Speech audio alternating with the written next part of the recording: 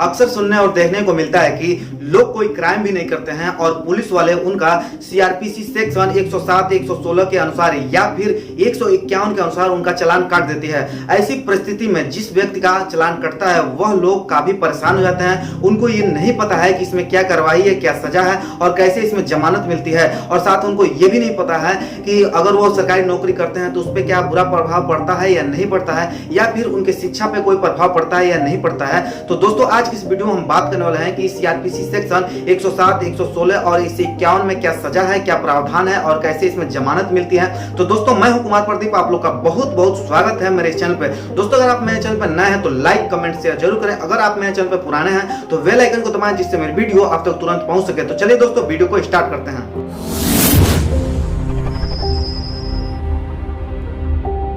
दोस्तों सबसे पहले हम बात करते हैं धारा 107-16 में क्या सजा है, क्या प्रावधान है और कैसे इसमें जमानत मिलती है। तो दोस्तों पुलिस को अगर लगता है कि कुछ लोगों के वजह से समाज में शांति भंग हो सकती है और यही लोग मुख्य आरोपी भी हो सकते हैं, तो पुलिस उन लोगों के ऊपर सीआरपीसी की धारा 107 और 116 के तहत कार्रवाई करती है।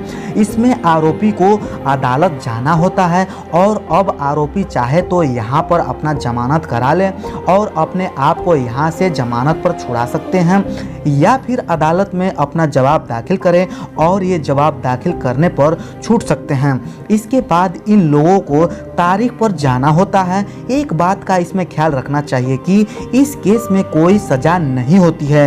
ये केस 6 महीने के अंदर ही अंदर खुद खत्म हो जाता है।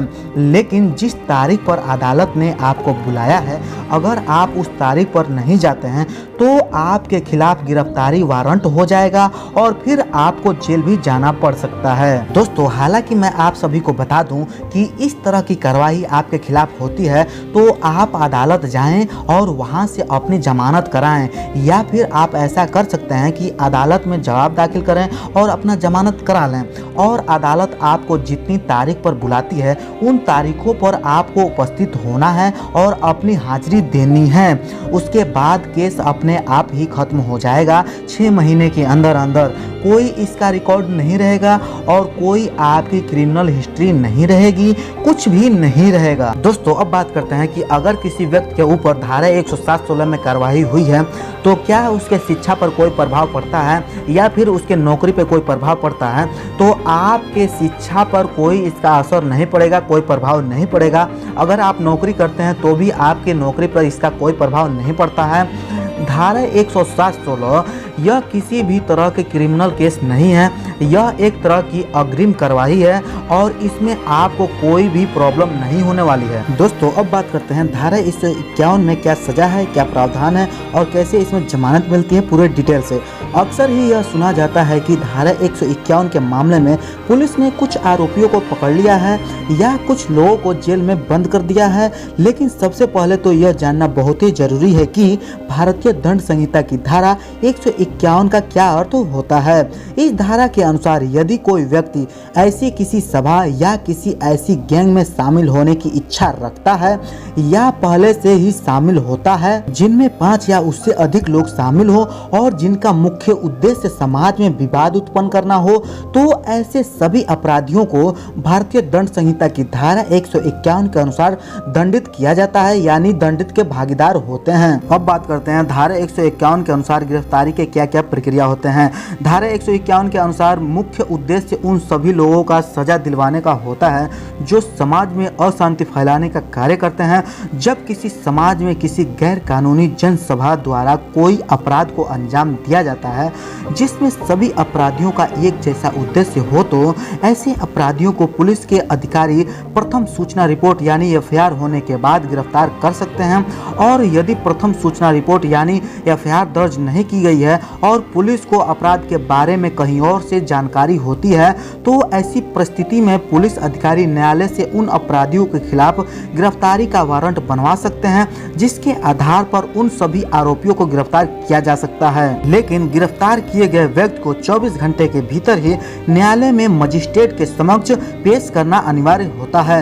दोस्तों अब बात करते हैं धारा 151 के अंतर्गत सजा और जमानत का क्या प्रावधान होता है। सामान्य धारा 151 के अनुसार जहां कोई व्यक्ति कोई ऐसे समूह में शामिल होता है जिसमें 5 या 5 से अधिक लोग जुड़े हुए हों और जिनका मुख्य उद्देश्य जन शांति को भंग करना होता है, जब कोई गैर कानूनी जनसभा की किसी समाज के लोगों में अशांति फैलाने की कोशिश करती है, तो वहाँ की पुलिस ऐसी सभी अपराधियों को जो किसी भी प्रकार से उस गैर कानूनी जनसभा से जुड़े हुए हैं, तो ऐसे प्रत्येक व्यक्ति को भारतीय दंड संहिता की धारा 151 के अनुसार कारावास की सजा का प्रावधान दिया गया है और जिसकी समय सीमा को 6 वर्ष तक बढ़ाया जा सकता है और कारावास के साथ साथ ही आर्थिक दंड का भी प्रावधान दिया गया है।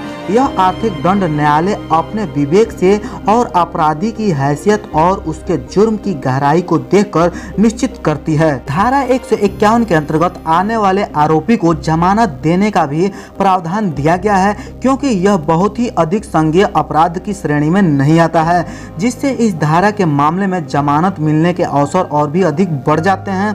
एक व्यक्ति जमानत लेने के लिए जमानत के सभी चरणों का पालन करते हुए अपनी जमानत प्राप्त कर सकता है। दोस्तों फाइनली बात करते हैं कि धारा 107, 116 और 151 में एक अधिवक्ता की आवश्यकता क्यों होती है। तो दोस्तों आमतौर पर भारतीय दंड संहिता के किसी भी मामले में एक अधिवक्ता ही ऐसा व्यक्ति साबित हो सकता है कि आपके केस को अच्छे तरीके से सुलझा सकता है और आपको आपके केस से मदद भी कर सकता है, यानी आपका जमानत भी करा सकता है और आपकी आपराधिक यानी किसी भी मामले में आपको छुटकारा भी प्रदान करा सकता है। लेकिन जब भी आप अपने किसी भी केस में किसी अधिवक्ता को नियुक्त करते हैं तो सबसे पहले आपको यह जानना चाहिए कि वह व्यक्ति यानी जो वकील है वो अपने क्षेत्र में अच्छे तरीके से जानता है या नहीं जानता है। अगर वह वकील अपने क्षेत्र में निपुण वकील है तो आपके केस को जीतने का अवसर और भी बढ़ सकता है।